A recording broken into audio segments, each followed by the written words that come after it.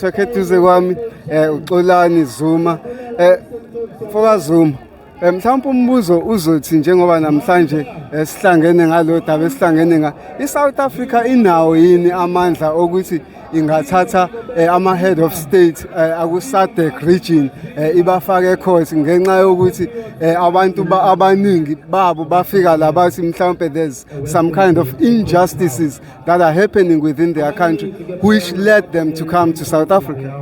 Yeah, well, look, any country, if you firmly believe that someone is violating human rights, people are being killed, there is a national crisis in that country as a result of the state, you can take them to the competent court to deal with that issue. But it's not just taking people to court. I mean, you've got these forums, you've got the SADC, you've got the African Union, you've got the United Nations. That is where genuine leaders must hold their counterparts accountable. That you can't have an influx of people from Zimbabwe coming to South Africa over the past more than 15 years now, because there is lack of proper governance in that country, because there is no freedom and democracy. You march there, you get arrested, you get beaten up, you want to become an opposition party, you get brutalized, and those are issues of grave concern that leaders of these countries should say to their counterparts, you can't do this. Because whenever there's a crisis in another country, people flock into other countries, and therefore there will be a crisis in the country where they go to. Because now there's going to be an increase in terms of demand for resources, for opportunities, and all of those things. And the crime will increase as well. So those are issues that this particular summit, in fact, should be talking about, not this nonsense of xenophobia and all of that. This is about the heart of Africa, the heart of the Southern Africa. What are the problems in Africa? It's lack of governance. There's no proper systems in place for a viable economy that would work not only for South Africa, but for the entire African continent, so that people don't move to one country, probably more than 40%, when in fact, if the economy of Africa works for everyone, South Africans should be going to Zimbabwe, to Swaziland, to Botswana to go and invest. I think those are the issues that they must talk about. What are our problems? What defines us as Africa? How do we deal with our own problems? And are we able to face each other in the eye and tell each other that no, we are messing up? Fix your problems so that we can come and invest and help you to grow as much as you had helped us in South Africa at some point, to be liberated and be where we are. So I think those are the issues really. Abantu abaningi believe ukuthi one of the reason ohulumeni noma ama-leaders engakwazi ukuyilwa lempi it because mhlambe some of them are having businesses or they have business interest in those certain countries. Do you believe that is true? That could be true, but I think another biggest problem that academics in fact must also write about and talk about, and scholars in politics and what do we talk about when we talk about leadership? Do we have proper leaders currently in Africa and maybe in the global village? Because once we have career politicians, people who become politicians because they couldn't pass at school, because they couldn't start their own businesses, then you'll have these problems, So you need to start then say, is it a problem of investments, people protecting their own investments, or is it a problem of lack of leadership? In my view, it's both. If you are a career politician, you have nothing else, then you would obviously want to protect what you own by all means. I mean, that's why you have councillors killing each other, because what we produce as councillors is more predominantly are people that could not get employment, go to school and so on. That's why they kill each other, because if they don't come back, then what else? So those are the challenges in my view. So it's twofold. Yes, there could be others protecting their investments, but there is no leadership in Africa. The quality of leadership that we have is it says much, about who we are also as Africans, if we can't really produce proper leaders, and that's a problem. Do you think mhlambe i-model sekufanele ishintshe mhlambe sifane no America, whereby there's Republicans and Democrats, for which it makes easy if the Democrats are not working, I move my vote to the Republicans?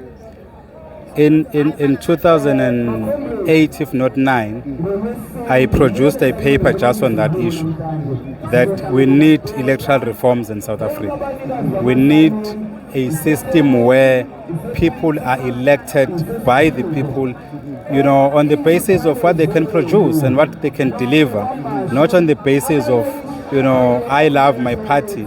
I love my party even to an extent of sacrificing, my own self, so that iqembu lami lizowina. We need reforms, particularly when it talks about. Another question, though, is why do you need provincial, local, and national government? There are certain things we don't need. I don't think there's a need to have province and local government. One between the two must go, so that at least you see the problem is that these things become a job opportunity for politicians. You've got deputy ministers. What is the role of deputy ministers? Those are people who don't sit in cabinet. And we had said we are going to cut down on those things at some point. We have not done so. So we need a paradigm shift in terms of how we do things. And this issue is not about one party or the other. It's about us as South Africans. Because remember, politicians have, do not hold the power. We hold the power. We must help them to reform, change the laws, push them to change the laws. And that is why we must use the law now to transform South Africa, and that's why we're going. Tell us about SA first. Well, look, the real question is, for many years we've been asking ourselves, who speaks for South Africans? We know other, races, we know other, minority groups, whether religious or any other form. They will identify themselves as a particular group and therefore decide to establish NGOs that will speak for themselves. Black South Africans only have politicians to speak on their behalf. But what happens then if you are abused and, wronged by the same politicians? It means you must then have a voice. And the only way other than voting that you can have a voice in South Africa is through the courts. And that is why we now have the first black, organization that is going to stand, as a forum that is going to vindicate the rights of South Africans. So this is a forum that is going to be looking into, when there are particular laws that must be changed, how do we go about? If government decides to pass legislation which is in conflict with the aspirations and the wishes of the people, the only place where the citizens can be able to vindicate their rights is in the courts. And that is where this SA Forum will be going, That is why we have said there are other organizations that have been doing it for years. For instance, AfriForum. There may be things that we don't agree with in terms of what AfriForum does, but there are certainly things that we must agree with in terms of what then becomes, the nature of South Africa that we want.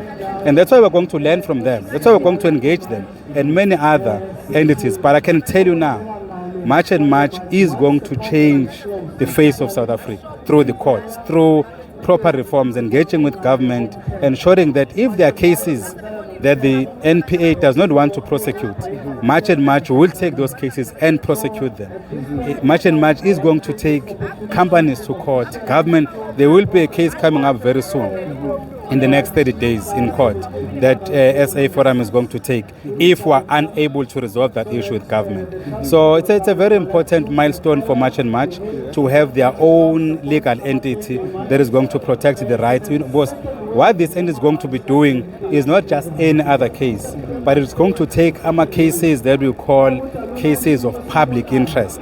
If there are people about Toshema farms, Amatunabo, Alapo, we take those cases to court. If there are people abakishwa endlini by government, unjustifiably so, we take those cases to court. Also, one of the issues we must start talking about as South Africa is the expenditure of government. Why would you have a school in Nkandla 30-something years after democracy, in school in Ngwavuma, and any other area that is a rural area that still doesn't teach robotics? But we spend so much money here at Eddington to over 500 kids from any other country in Africa, but not your children. So we want schools in rural areas to teach robotics, to teach all these specialized, ifundo, so that you get a child from Michael House that can be able to compete with a child from Tanduisa High School, where I come from, for instance. Those are issues that Much and Much through this forum is going to be dealing with in general. Appreciate it. Thank you so much.